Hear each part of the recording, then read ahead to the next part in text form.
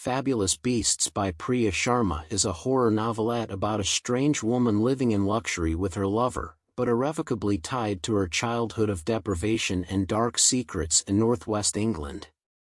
The woman recalls the unraveling of the family upon her uncle's release from prison. Eliza, tell me your secret. Sometimes I'm cornered at parties by someone who's been watching me from across the room as they drain their glass. They think I don't know what's been said about me. Eliza's odd-looking, but she has something, don't you think? Unjolie laid. A French term meaning ugly beautiful. Only the intelligentsia can insult you with panache. I always know when they're about to come over. It's in the pause before they walk, as though they're ordering their thoughts. Then they stride over, purposeful, through the throng of actors, journalists, and politicians, ignoring anyone who tries to engage them for fear of losing their nerve. Eliza, tell me your secret. I'm a princess. Such a ridiculous thing to say, and I surprise myself by using Kenny's term for us, even though I am now 40-something and Kenny was 24 years ago. I edge past, scanning the crowd for Georgia, so I can tell her that I've had enough and am going home. Maybe she'll come with me. My interrogator doesn't look convinced. Nor should they be. I'm not even called Eliza. My real name is Lola, and I'm no princess. I'm a monster. We, Kenny's princesses, lived in a tower. Kath, my mom, had a flat on the 13th floor of Laird Tower, in a northern town long past its prime. 217 miles from London and 24 years ago. A whole world away, or it might as well be. Ami, Kath's younger sister, lived 2 floors down. Kath and I went round to see her the day that she came home from the hospital. She answered the door wearing a black velour tracksuit, the bottoms slung low on her hips. The top rose up to reveal the wrinkled skin that had been taut over her baby bump the day before. Hiya, she opened the door wide to let us in. Ami only spoke to Kath, never to me. She had a way of ignoring people that fascinated men and infuriated women. Kath and I leant over the Moses basket. What a diamond, Kath cooed. She was right. Some new babies are wizened, but not Tallulah. She looked like something from the front of one of Kath's knitting patterns. Perfect.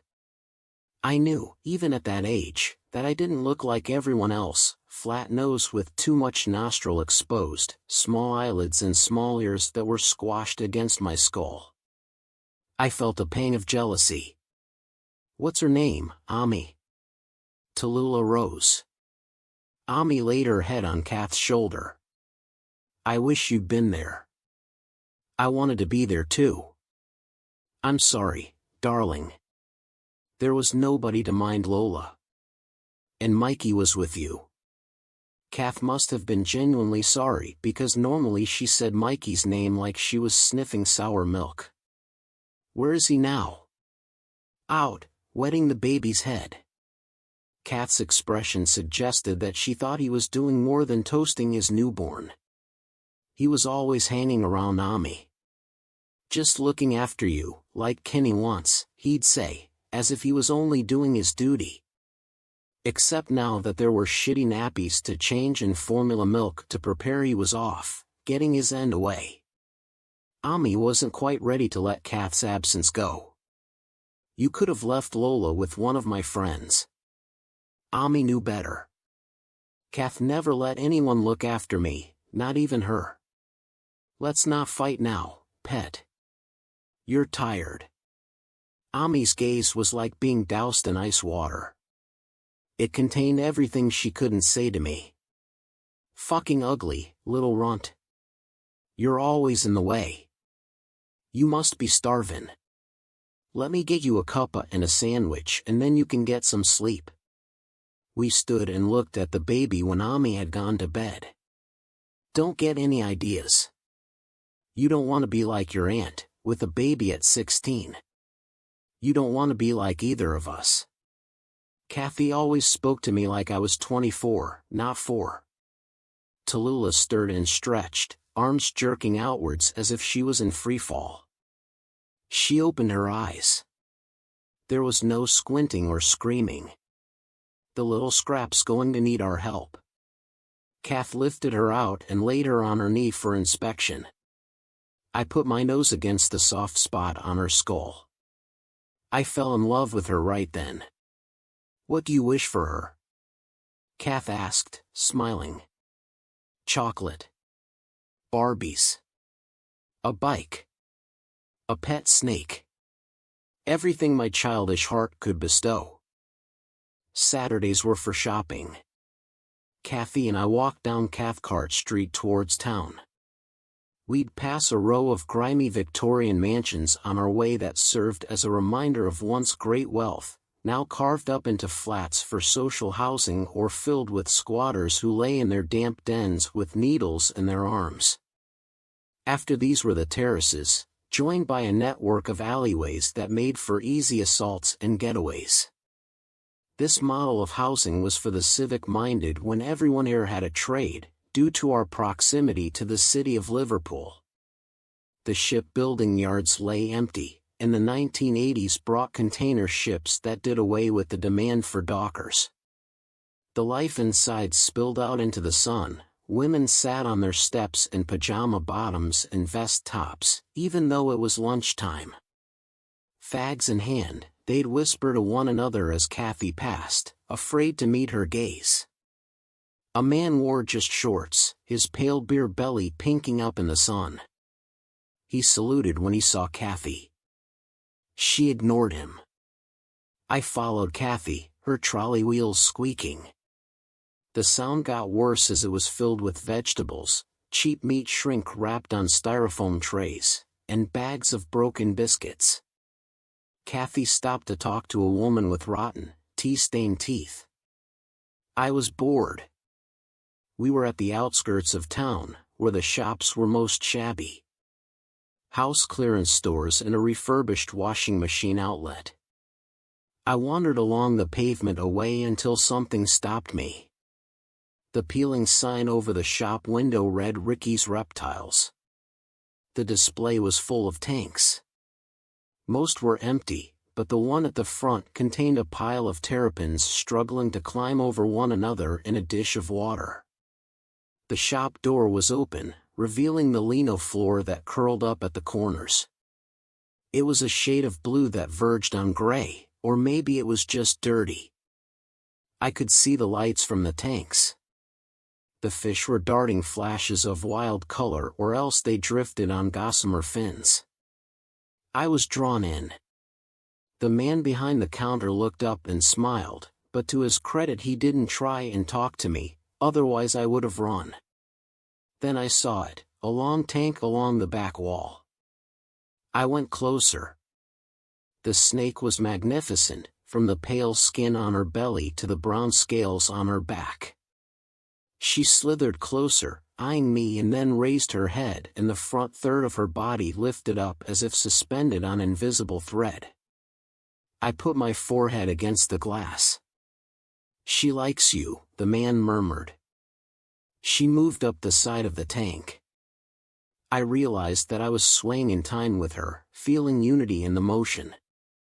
I was aware of her body, each muscle moving beneath her skin, her very skeleton. I looked into the snake's black eyes and could see out of them into my own. The world was on the tip of her forked tongue, my curiosity, the shopkeeper's sweat and kindness, the soft flavor of the mice in the tank behind the counter. A hand gripped my shoulder, hard, jerking me back to myself. It was Kathy. Get away from that thing. Her fingers were digging into me. Don't you ever come in here again, understand? She looked at the snake, shuddering. God, it's disgusting. What's wrong with you?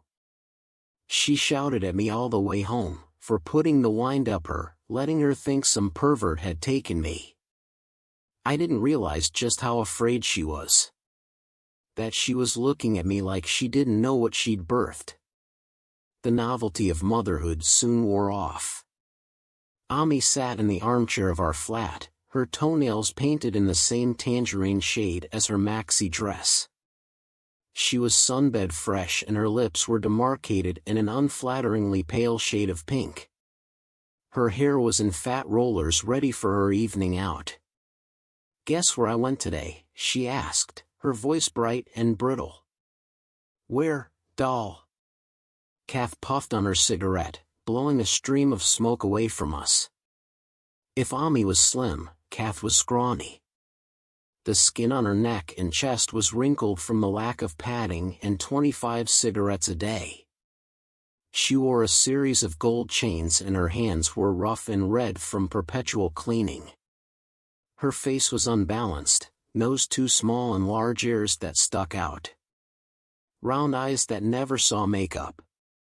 I forget sometimes that she was only 24 then. To see Kenny. Tallulah got up and I thought she was leaving me for Ami, but she was just fetching her teddy. When she sat back down next to me, she wriggled against me to get comfortable. Ami bought Tallulah's clothes. Ridiculous, expensive things to dress a toddler in, old-fashioned and frilly. "Kenny always asks after you." Ami filled the silence. "Does he?" Kath tipped the ash from her cigarette into the empty packet.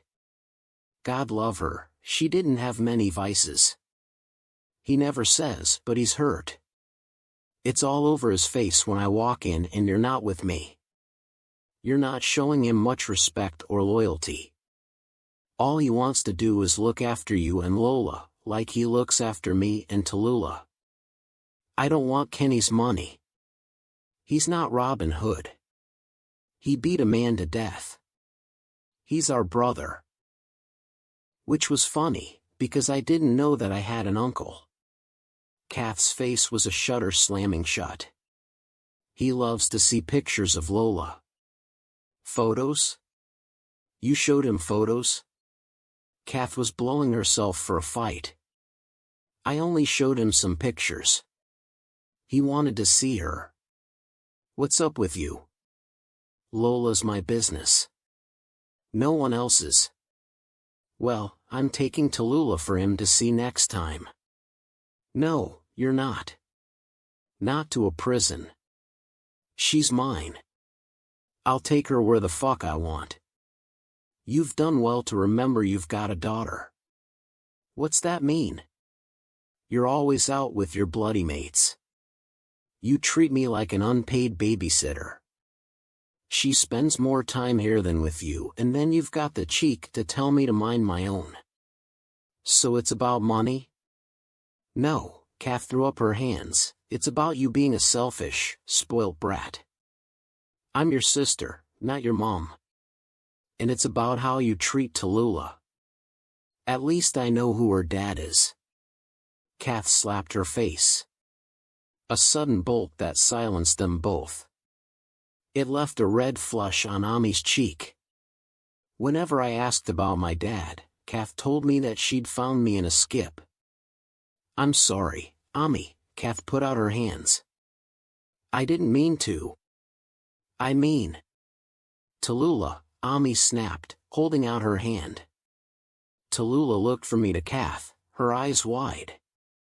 Ami pulled her up by the arm. She screamed. Be careful with her. Or what, Kath? Ami lifted Tallulah up, putting her under one arm like she was a parcel. Are you going to call social services? Fuck off. Calling social services was a crime akin to calling the police. Tallulah was in a full-on tantrum by then, back arched and legs kicking. Fierce for her size, she proved too much for Ami, who threw her down on the sofa. She lay there, tear-stained and rigid. Ami had started to cry too. Stay here then, see if I sodding care. There are times when I feel lost, even to myself, and that what looks out from behind my eyes isn't human. I'm reminded of it each day as I go to work at the School of Tropical Medicine. Peter, one of the biochemists from the lab downstairs, has come up for a batch of venom. He watches me milk the snakes when he can overcome his revulsion. Michael, my assistant, tips the green mamba out of her box. I pin her down with a forked metal stick, while Michael does the same, further along her body. I clamp a hand just beneath her neck, thanking her silently for enduring the indignity of the charade. If it were just the two of us, she'd come to me without all this manhandling. I'll make it up to her later with mice and kisses. She's gorgeous in an intense shade of green, her head pointed. You have to stop that work when you get too old, says Peter, you know, reflexes getting slow and all that. The deaths of herpetologists are as fabled as snakes are touchy. There's no room for lax habits or slowness. Handled safely for years, a snake can turn on you, resulting in a blackened, withered limb, blood pouring from every orifice, paralysis and blindness, if not death. Peter's a predator. He's been a swine to me since I knocked him back. I turn to him with the snake still in my hand. She hisses at him and he shrinks away. I hook the mamba's mouth over the edge of the glass and apply gentle pressure. The venom runs down the side and collects in a pool. What Peter doesn't know is that when my darlings and I are alone, I hold them in my arms and let them wind around my neck. Our adoration is mutual. They're the easy part of my job. They like Eliza. Michael is offended on my behalf. There's not been a bite since I've been here. Concentrate.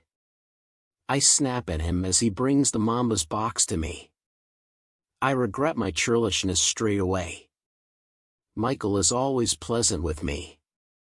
He never takes offense at my lack of social graces, but someday he will. Snakes are easy. It's people that I don't know how to charm. Tallulah trailed along beside me. She looked like a doll in her school uniform, pleated skirt and leather-buckled shoes. I didn't begrudge her the lovely clothes that Ami bought her. She jumped, a kittenish leap, and then she took my hand. We swung arms as we walked. We turned onto Cathcart Street. Laird Tower was ahead of us, dwarfing the bungalows opposite. Those used by the elderly or infirm were marked out by white grab handles and key safes. A pair of girls sat on a wall. They jumped down when they saw us. School celebrities, these playground queens, who knew how to bruise you with a word. They'd hurt you for not being like them, or not wanting to be like them. Is she your sister? Jade, the shorter one, asked Tallulah. No, Tallulah began, she's. Of course not, Jade cut across her, keen to get out the rehearsed speech. Jade didn't like my prowess in lessons. I tried to hide it, but it occasionally burst out of me. I liked the teacher. I liked homework. I even liked the school, built in red brick, that managed to still look like a Victorian poorhouse. Jade was sly enough not to goad me for that, going for my weakness, not my strength. You're too pretty to be Lola's sister. Look at her ugly mug. It was true. I remained resolutely strange. My features had failed to rearrange themselves into something that would pass for normal. Also, my sight had rapidly deteriorated in the last few months and my thick lenses magnified my eyes. Be careful. Jade leant down into Tallulah's face. You'll catch her ugliness. Tallulah pushed her, hard, both of her small hands on her chest. Jade fell backwards a few steps, surprised by the attack. She raised a fist to hit Tallulah. My blood was set alight, venom rising. Water brash filled my mouth as if I were about to be sick. I snatched at Jade's hand and sunk my teeth into her meaty forearm, drawing blood. I could taste her shock and fear. If she was screaming, I couldn't hear her. I only let go when her friend punched me on the ear. After I'd apologized, I sat in the corner of the room while Kath and Pauline, Jade's mom, talked. I thought it would be good if we sorted it out between us, like grown-ups, Pauline said. Social services had already been round to confirm that I was the culprit. Has she ever done anything like this before? No, Kathy was calm and firm. Lola wasn't brought up that way. I'm so sorry about what happened. Pauline lifted her mug of tea, her hand trembling a fraction. She took a sip and set it down, not picking it up again. Why? Kath sat up straighter. Lola bit Jade. I'm sorry, and I'll make sure that she is too by the time I'm done with her. Yes, but Jade was picking on her. That's no excuse for what Lola did. She should have just walked away. It's time that someone cut Jade down to size. My daughter bit yours. Exasperation raised Kathy's voice a full octave. She was asking for it. Kathy shook her head. Then, how is she? Jade had lain on the pavement, twitching. Red marks streaked up her arm, marking the veins. She's doing okay, Pauline swallowed. She's on antibiotics. She's a bit off color, that's all. The police and social services came round earlier. I've not complained. I'm not a narc. I'd never do that. I didn't say you had. You'll tell Kenny, won't you? We're not grasses. We won't cause you any bother. I'll skin Jade if she comes near your girls again. We were known as Kathy's girls. Kenny? Kathy repeated dully. Please. Will you talk to him? Kath was about to say something but then deflated in the chair. Ami says she's visiting him soon, so I'll make sure he gets the message. Kathy closed the door after Pauline had gone. What did you do to her? It was the first time she'd looked at me properly since it had happened. It wasn't her fault. Tallulah stood between us. She was going to hit me. What did you do to her? Kathy pushed her aside. Her arm swelled up and she's got blood poisoning. I don't know, I stammered. It just happened. She slapped me. I put my hands out to stop her, but she carried on, backing me into the bedroom. She pushed me down on the floor. I curled my hands over my head. I didn't bring you up to be like that. Her strength now was focused in a fist. Kathy had hit me before, but never like that. I swear I'll kill you if you ever do anything like that again. You fucking little monster. She was sobbing and shrieking. Tallulah was crying and trying to pull her off. Kathy continued to punch me until her arm grew tired. You're a monster, just like your father. We stayed in our bedroom that night, Tallulah and I. We could hear Kathy banging about the flat. First, the vacuum hitting the skirting boards as she pulled it around. A neighbor thumped on the wall and she shouted back, but turned it off and took to the bathroom. She'd be at it all night, until her hands were raw. The smell of bleach was a signal of her distress. There were times when I thought I'd choke on the stench. The skin on my face felt tight and sore, as if shrunken by tears. Tallulah rolled up my t-shirt to inspect the bruises on my back. There was a change coming, fast, as the shock of Kathy's onslaught wore off. It hurt when Tallulah touched me. It wasn't just the skin on my face that felt wrong. It was all over. I rubbed my head against the carpet, an instinctual movement as I felt I got a cowl covering my face. The skin ripped. I'll get Kathy. No, wait. I grabbed her wrist. Stay with me. My skin had become a fibrous sheath, my very bones remolding. My ribs shrank and my slim pelvis and limbs became vestigial. My paired organs rearranged themselves, one pushed below the other except my lungs. I gasped as one of those collapsed. I could feel my diaphragm tearing, the wrenching of it doubled me over. I writhed on the floor. There was no blood. What came away in the harsh lamplight was translucent. Tallulah held me as I sloughed off my skin, which fell away to reveal scales. She gathered the coils of me into her lap. We lay down and I curled around her. I couldn't move. I could barely breathe. When I put out my forked tongue I could taste Tallulah's every molecule in the air. The morning light came through the thin curtain. Tallulah was beside me. I had legs again.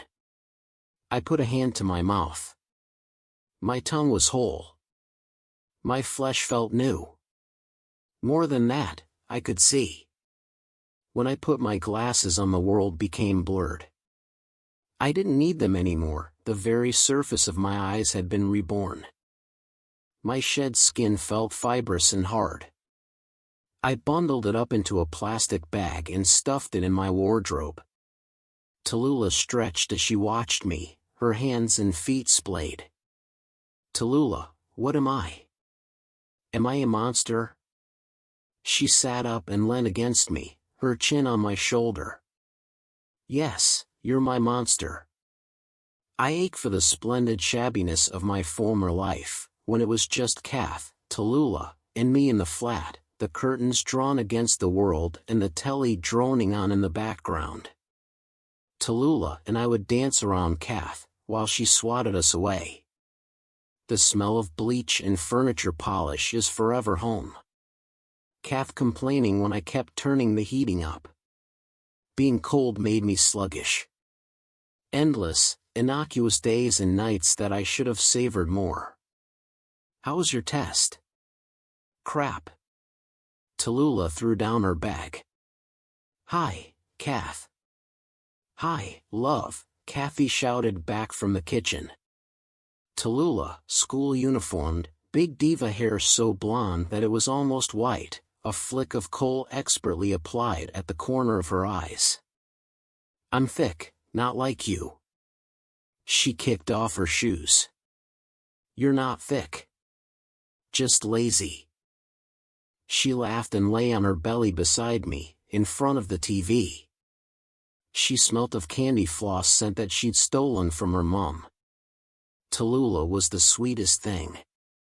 There was the sound of the key in the door. I looked at Tallulah. Only her mom had a key. We could hear Ami's voice, followed by a man's laugh. A foreign sound in the flat. Kathy came out of the kitchen, tea towel in hand. Ami stood in the doorway, flushed and excited, as if she was about to present a visiting dignitary. Kath, there's someone here to see you. She stood aside. I didn't recognize the man. He was bald and scarred. Kathy sat down on the sofa arm, looking the color of a dirty dish rag. Oh, God, he said, aren't you a bunch of princesses?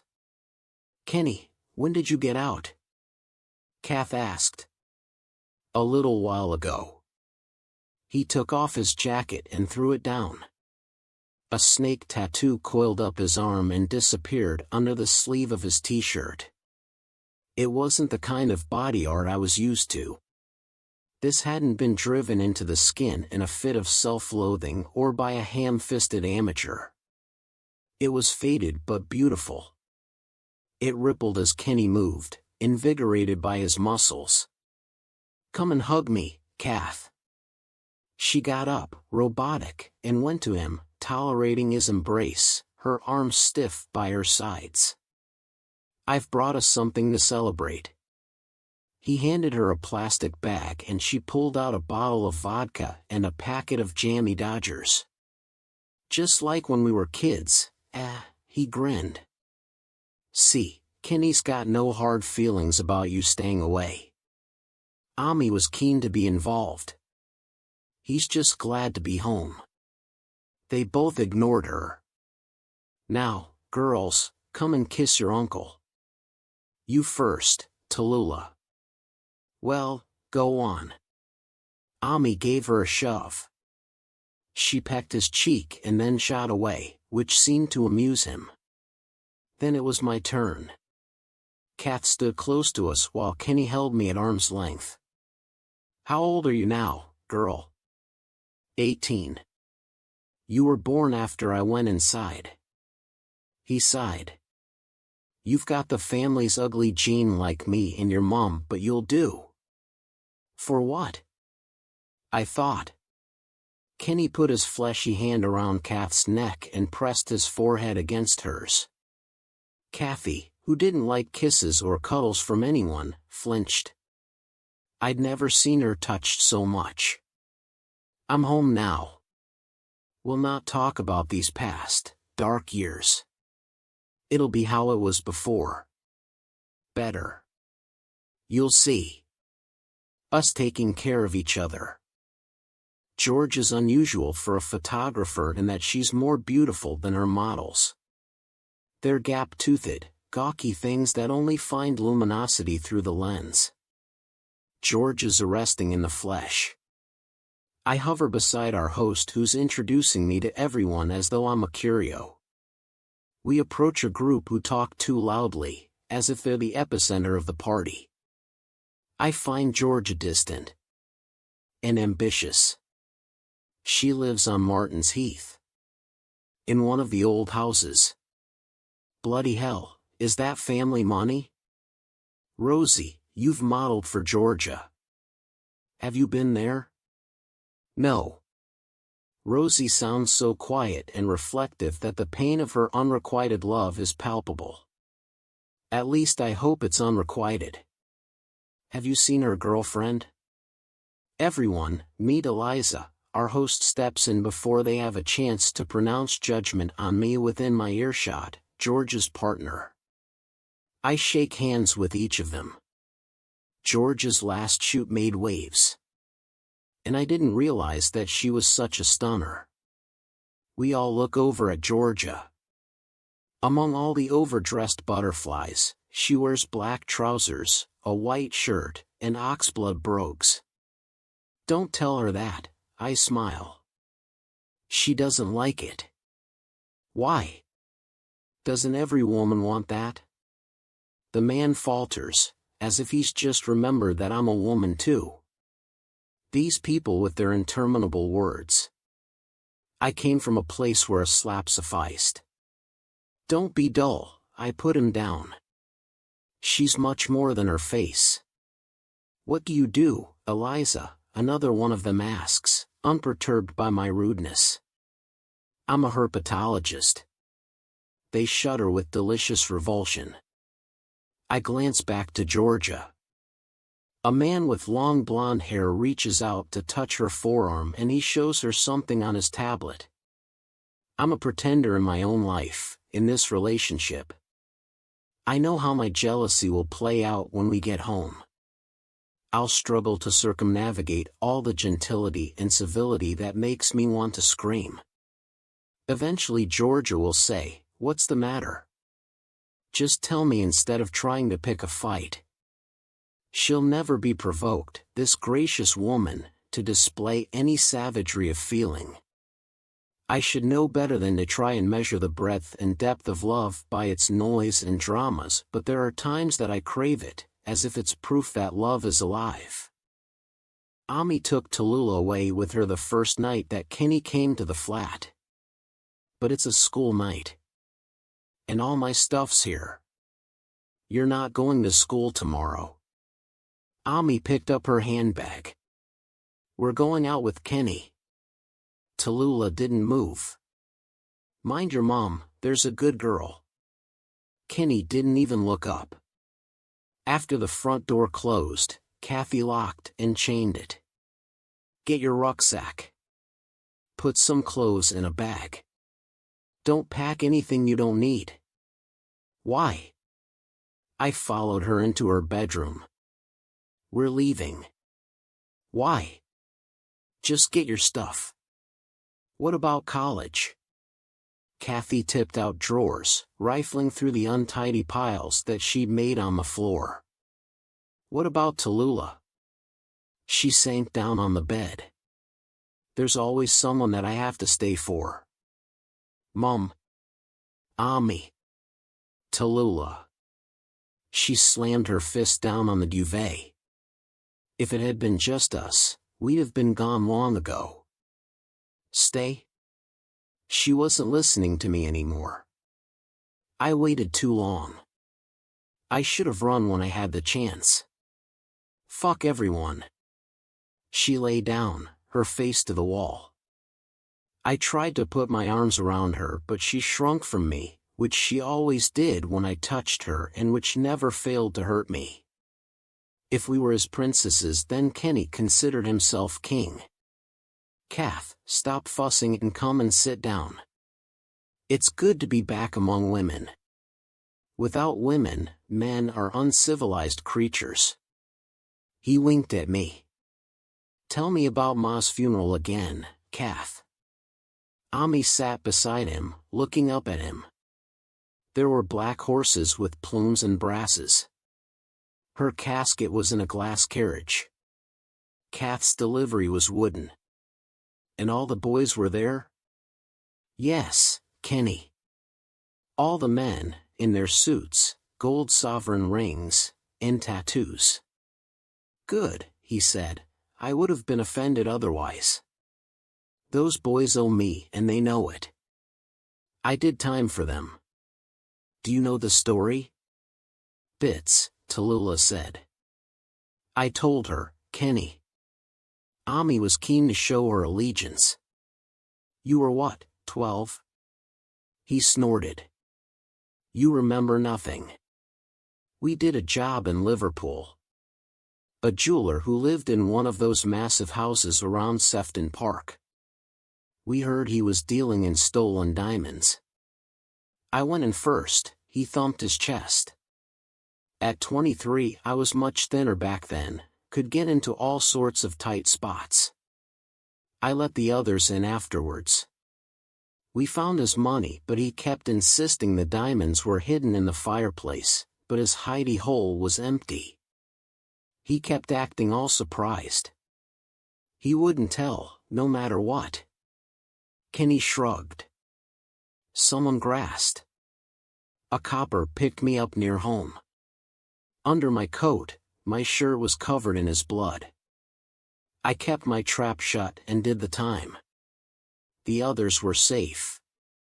18 years inside. My only regret is what happened to Ma. And missing her funeral. There were white flowers, everywhere, spelling out her name. Ami said. He patted her arm in an absent way, like she was a cat mithering for strokes. I wish they'd let me out for it. Ma was a proper princess, girls. She was touched, God bless her, but she was a princess. Kath sat with her hands folded on her knees. Do you remember what Dad said when he was dying? Kath stayed quiet. He said, you're the man of the house, Kenny. And you're the mother, Kathy. Kenny, you have to look after these girls. Poor Ma, so fragile. When I heard about her stroke, I was beside myself. It was the shock of me being sent down that did it. Whoever grassed me up has to pay for that, too. I should have been here, taking care of you all. I managed, Kathy squeezed the words out. I know. I hate to think of you, nursing Ma when you also had a baby to look after. You were meant for better things. We didn't always live in this shithole, girls. We grew up in a big rambling house. You won't remember much of it, Ami. Dad bred snakes. He was a specialist. And Ma, she was a real lady. They were educated people, not like round here. The words stuck in my gut. Round here was all I knew. Happy days, weren't they, Mouse? Kenny looked directly at Kathy, waiting. Mouse, Ami laughed like she'd only just noticed Kathy's big eyes and protruding ears. I'd forgotten that. Mouse. A nickname that diminished her. What's my pet name? Ami pouted. You're just Ami. He said it like she was something flat and dead, not shifting his gaze from Kathy. There it was. Even then, I could see that Kathy was at the center of everything and Ami was just the means to reach her. There's a photograph in our bedroom that Georgia took of me while we were traveling around South America. It embarrasses me because of its dimensions and scares me, because Georgia has managed to make me look like some kind of modern Eve, desirable in a way that I'll never be again. My hair is loose and uncombed and the python around my shoulders is handsome in dappled, autumnal shades. My expression is of unguarded pleasure. Let's stay here, forever, I said to her when she put the lens cap back on. It's paradise. What I was really thinking was what would it be like to change, forever, and have the whole jungle as my domain? Do you love it that much? Georgia replied in a way that suggested she didn't. And put him down. Poor thing. If he's caught he'll end up as a handbag. So it is that serpents are reviled when it's man that is repulsive. I got off the bus at the end of Argyle Street and walked towards home. Kenny sat on a plastic chair outside the Saddle Pub, drinking a pint. He was waiting for me. What have you been doing today? He abandoned his drink and followed me. Biology. I was at college, in town. Clever girl. That's from your grandparents. I used to be smart like that. You wouldn't think it to look at me. There was an odd, puppyish eagerness to Kenny as he bounced along beside me. I darted across the road when there was a gap in the traffic. The railway line was on the other side of the fence, down a steep bank. Part way down the embankment was a rolled-up carpet, wet and rotted, and the shopping trolley that it had been transported in. Let me carry your bag. It looks heavy. I can manage. I wasn't always like this. I had to change for us to survive. Fighting and stealing, he shook his head, embarrassed. I only became brutal to stop us being brutalized. Do you understand? The sky had darkened. Rain was on its way. We lost everything when Dad died. The house. The money. Your grandma lost her mind. It was the shock of having to live here. We were posh and we paid for that. On our first day at school a lad was picking on Kathy. Do you know what I did? I bit him, Lola. Right on the face. He swelled up like a red balloon. He nearly choked. Nobody picks on my princesses. Nobody except him. Are you special, Lola? I don't know what you mean. I dodged him as he tried to block my path. Tallulah wouldn't have told him anything. Ami though, she had told him to prevent Pauline and Jade getting a battering. I can wait, he didn't pursue me, just stood there in the drizzle. We have lots of time now. We're going for a ride today. Kenny followed Kath into the kitchen. He'd started turning up at the flat every day. I can't, Kenny, I've got loads to do. It can all wait. Kenny had the last word. Where are we going? Tallulah asked. You're not going anywhere except to Ami's. She needs to get her house in order. A girl needs her mom. She's sorting your bedroom, so you're going to live with her. Properly. I don't want to. Want's not in it. Kathy stood between them. He pushed her aside. I live here. Tallulah wouldn't be moved. You live where I tell you. He had this way of standing close to you, to make himself seem more imposing, and lowering his voice. You act like you're something with that pretty little face of yours. Well, I'm here to tell you that you're not special. You're fucking Mikey Flynn's daughter. And he's a piece of dead scum. Poor Mikey Flynn, rumored to have done a runner. I wondered where Kenny had him buried. Go home, Tallulah. Kathy raised her chin. Kenny's right. You're not my girl. You should be with your own mother. Tallulah's eyes widened. I could see the tears starting to pool there. Go on, then, Kathy carried on, you don't belong here. Mom, I opened my mouth. Shut it. Kathy turned on me.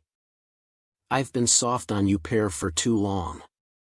Now help Tallulah take her stuff to Ami's. No, Kenny put a hand on my arm, Lola stays with us. As Kenny drove, the terraces changed to semis and then detached houses. Finally there were open fields. It felt like he'd taken us hours away, but it wasn't more than 30 minutes. We turned up an overgrown drive.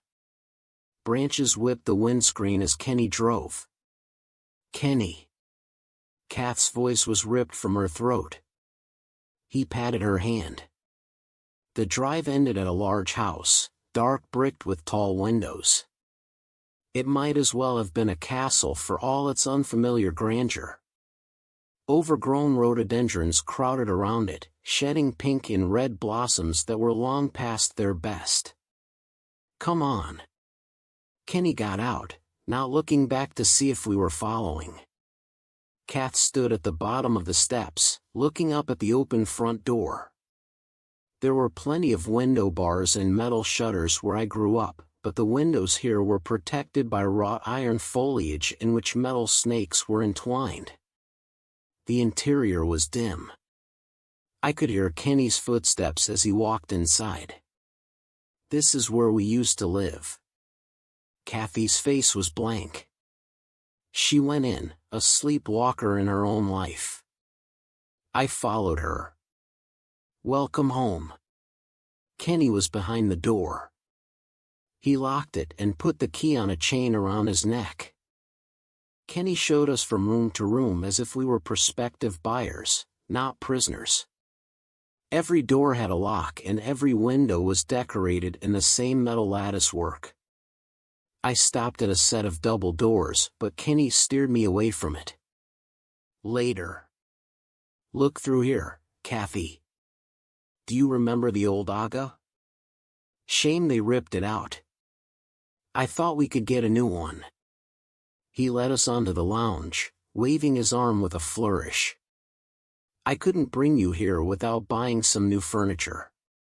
He kept glancing at Kathy. What do you think? The room smelt of new carpet. It was a dusky pink, to match the sofa, and the curtains were heavy cream with rosebuds on them. Things an old woman might have picked. Lovely, Kenny. I bought it for us. He slung his arm around her neck. It looked like a noose. You and me, here again, no interference. His face was soft. I've plenty of money. I can get more. Go and play, Kath said to me. It'll shame me forever that I was angry at her for talking to me like I was a child when all she was trying to do was get me out of his way. I went, then crawled back on my belly to watch them through the gap in the door. Kath broke away from him and sat down. Kenny followed her, sinking down to lay his head on her knee. Her hand hovered over him, the muscles in her throat moving as she swallowed hard. Then she stroked his head. He buried his face in her lap, moaning. What happened to us, Mouse? Mouse. He'd swallow her whole. He'd crush her. You said you can get more money.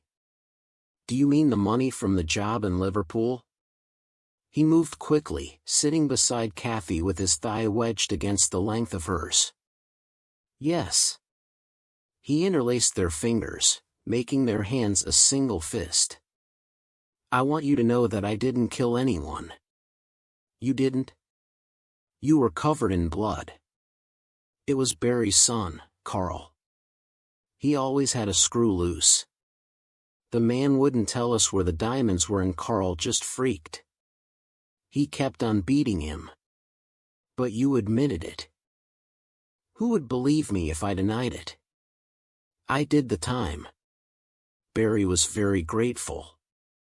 I knew it would set us up for life. I hated waiting for you. I imagined slipping out between the bars to come to you. I was tempted so many times. I hated the parole board. There were diamonds, Kath. I took them before I let the others in. I stopped here and buried them under the wall at the bottom of the garden. I nearly got caught doing it. Then the police picked me up, on my way back to you. That's why I had to do the stretch, so nobody would suspect. They're safe, now. Shankly's looking after what's left of them. He laughed at his own cryptic comment. Every Merseysider knew the deceased Bill Shankly, iconic once manager of Liverpool Football Club. Did I do right, Kath? Then she did something surprising. She kissed him. He writhed under her touch. Mouse, was there anyone else while I was inside? No, Kenny. There's never been anybody else. He basked in that. It'll be just like I said. I sensed her hesitation. So did he. What's wrong? It won't be like we said though, will it? Why? It should be just us two. She leant closer to him. Lola's grown up now. She can look after herself. Lola's just a kid. I was a mother at her age. She put her hand on his arm. No, she stays. Her hand dropped. Lola, Kenny called out. Never let me catch you eavesdropping again. Understand? I'll just say goodnight to Lola. Kath stood in the doorway to my new bedroom, as if this game of fucked up families was natural. Don't be long. I sat on the bed. The new quilt cover and pillowcase smelled funny. Kenny had put them on straight out of the packaging without washing them first. They still bore the sharp creases of their confinement. Lola, Kathy pulled me up and whispered to me. He said to me, when we were kids, I'm going to put a baby in you and it's going to be special, like me and Dad, as if I had nothing to do with it. I can't stand him touching me. When I felt you moving inside me, I was terrified you'd be a squirming snake, but you were mine. I'd do anything to get him away from us and Ami. I was the one who told the police. Uncle. Father. Any wonder that I'm monstrous? Kenny's always been wrong. He thought it was from Dad, although he never saw him do it. It's from Mom. It drove her mad, holding it in. She nearly turned when she had her stroke. I have to know, can you do it too? What? We can't waste time. Can you turn into, she hesitated, a snake? Yes. I couldn't meet her gaze. Good. Do it as soon as I leave. She opened the window. Go out through the bars. Will you fit? I don't know if I can. I'm not sure that I can do it at will. Try. Get out of here. Panic rose in my chest. What about you? I'm going to do what I should have done a long time ago. She showed me the paring knife in her back pocket and then pulled her baggy sweater back over it. It must have been all she had time to grab. I won't be far behind you. What if you're not? Don't ask stupid questions. She paused. I'm sorry for not being stronger. I'm sorry for not getting you away from here. Kathy, Kenny's voice boomed from the corridor, time for bed. After she left, I heard the key turn in the lock. I went through the drawers and wardrobe. Kenny had filled them with clothes. I didn't want to touch anything that had come from him. There was nothing that I could use as a weapon or to help me escape. I'd not changed since the time I'd bitten Jade. I lay down, trying to slow my breathing and concentrate. Nothing happened. The silence filled my mind along with all the things he would be doing to Kathy. I dozed, somewhere towards early morning, wakening frequently in the unfamiliar room. I missed Tallulah beside me in the bed we'd shared since childhood. I missed her warmth and tangle of hair. When Kenny let me out, it was late afternoon. Where's my mom? Down here. There was a chest freezer in the basement. Kenny lifted the lid. Kathy was inside, frozen in a slumped position, arms crossed over her middle. Frozen blood glittered on the gash in her head and frosted one side of her face. Kenny put his hand on my shoulder like we were mourners at a wake. I should have been kicking and screaming, but I was as frozen as she was. One of Kathy's wrists was contorted at an unnatural angle. She betrayed me. I always knew it, in my heart. He shut the lid. Now it's just you and me, kid. He took me up through the house, to the room at the back with the double doors. There were dozens of tanks that cast a glow. Some contained a single serpent, others several that were coiled together like heaps of intestines. My beauties. I'll start breeding them. There were corn snakes, ball pythons, ribbon snakes, though I had no names for them back then, all of which make good pets. I stopped at one tank. He had a broad head with a blunted snout. Ah, meet Shankly. Kenny put his hand against the glass. He was hard to come by. They're called cottonmouths because they open their mouths so wide to show their fangs that you see all the white lining inside.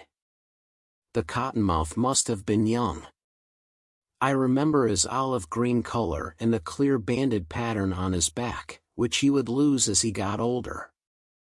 Are you special, Kathy? I'm Lola.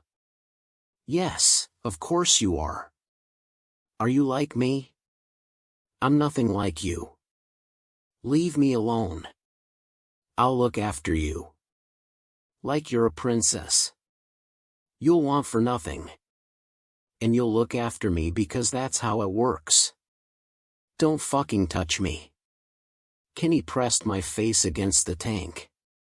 Shankly showed me his pale underbelly as he slid towards me. Be afraid of him, Kenny nodded at the snake, he still has his fangs. I'll make a mint from his venom. Shankly climbed up a branch in his tank and settled there. Kenny pushed me down with one hand and undid his belt buckle with the other. I'm your daughter. It was my last defense. I know. Then he put his forked tongue in my mouth. I couldn't move. The place between my legs was numb. I'd already tried sex with a boy from college. I knew what it was about. We'd fumbled and fallen in a heap in the bushes by the old boating lake one afternoon. It wasn't an experience to set the world alight, but it was satisfactory enough. This wasn't just a sex crime, it was a power crime. Kenny wanted my fear. I shrunk into the distant corners of myself, trying to retreat where he couldn't follow. His orgasm was grudging, delivered with a short, gratified moan. Afterwards he sat with his trousers open, watching me like he was waiting for me to do something. I was frozen. I'm not sure I even blinked. That was how Kathy must have felt, forever stuck in that single moment of inertia and shock that kept her in the same spot for a lifetime. She was right. She should have run while she had the chance. Fuck her mother. And Ami, for all the good she'd done her. Kenny stood up. I thought, it's going to happen again and then he's going to dump me in the freezer. Instead, he went upstairs, his tread heavy with disappointment. Don't stay up too late, pet. I think I was waiting for something too, when I should have been searching for something sharp to stick between his ribs. I couldn't summon anything, I was still too deep inside myself. I was colder than I'd ever been before, even though the summer night was stifling. The room felt airless despite the window being wide open and butting up against the grill. Sometimes, when George is away, I feel that cold. Get up before he remembers you and comes back down for more. Lola. A voice carried through the window. It was Tallulah, a pale ghost beyond the glass. Her mouth was moving as she clutched at the bars. I turned my face away, in the childish way of if I can't see her, then she can't see me. I didn't want her to see me like this. It occurred to me that she might have been a witness to the whole thing. I turned back but she'd gone, so I closed my eyes. I should have known that Tallulah would never leave me. The snakes swayed in their tanks, enraptured. Tallulah was long and white, with pale yellow markings. Slender and magnificent. She glided over me and lay on my chest, rearing up. I couldn't breathe because she took my breath away. I could feel her muscles contracting and her smooth belly scales against my bare chest. Get up, or he'll come down and find her like this. Are you special? Her tongue flicked out and touched my lips. I had no choice. I had to do it, for her. There was the rush of lubricant that loosened the top layer of my skin. The change was fast, my boyish body, with its flat chest and narrow hips perfectly suited to the transformation. I crawled out of my human mantle. Molting was good. I shed every cell of myself that Kenny had touched. Both Tallulah and I are unidentifiable among my extensive research of snakes, bearing properties of several species at once. We made a perfect pair for hunting. The pits on my face were heat-sensitive, able to detect a variation of 1/1000th of a degree, feeding information into my optic nerves. I saw the world in thermal. Kenny's heart was luminous in the dark. I slid up the side of his bed and hovered over his pillow. Tallulah lay beside him on the mattress, waiting. Look at your princesses, Kenny. See how special we are. Kenny snored, a gentle, almost purring noise. It's a myth that snakes dislocate their jaws. I opened my mouth as wide as I could, stretching the flexible ligament that joined my lower jaw to my skull. I covered his crown in slow increments. He snorted and twitched. I slipped down over his eyes, his lashes tickling the inside of my throat. He reached up to touch his head. Tallulah struck him, sinking her fangs into his neck. He started and tried to sit up, limbs flailing, which was a mistake as his accelerating heartbeat sent the venom further around his circulation. Trying to cover his nose was the hardest part, despite my reconfigured mouth. I thought my head would split open. I wasn't sure how much more I could stomach. Not that it mattered. I wasn't trying to swallow him whole. A fraction more and I was over his nostrils completely. There was only one way to save himself. I recognized the undulations he was making. I could feel the change on my tongue, his skin becoming fibrous. I had to stop him. I couldn't imagine what he'd become.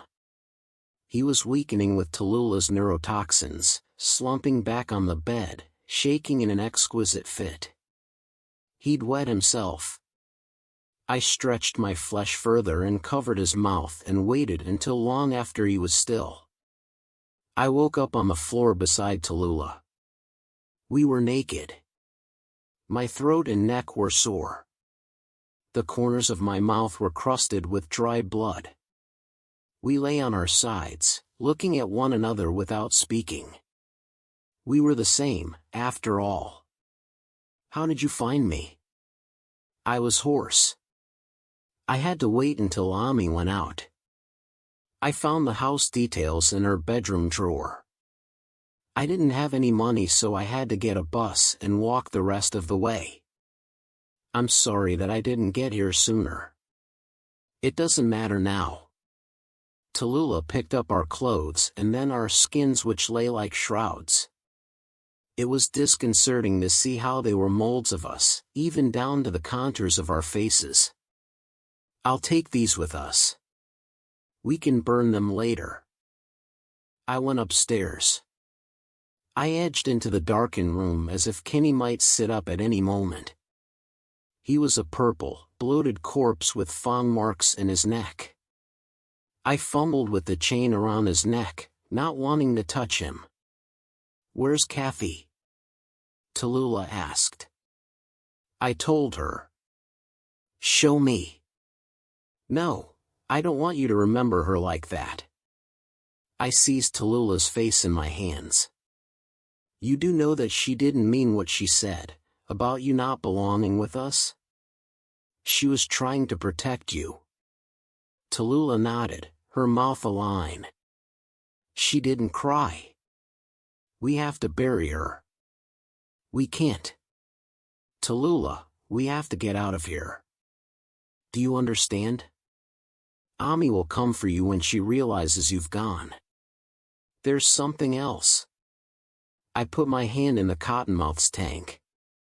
It curled up my arm and I lifted it out, holding it up to my cheek. He nudged my face. "Lift out the bottom." Tallulah pulled out bits of twisted branch and foliage, then pulled up the false base. She gasped. Out came bundles of notes and cloth bags. She tipped the contents out on her palm. More diamonds than I could hold in my cupped hands. We loaded the money into Kenny's rucksack and tucked the diamonds in our pockets. What about the snakes? We opened the tanks and carried them outside. I watched them disappear into the undergrowth. Except for Shankly. I put him in a carrier bag and took him with us.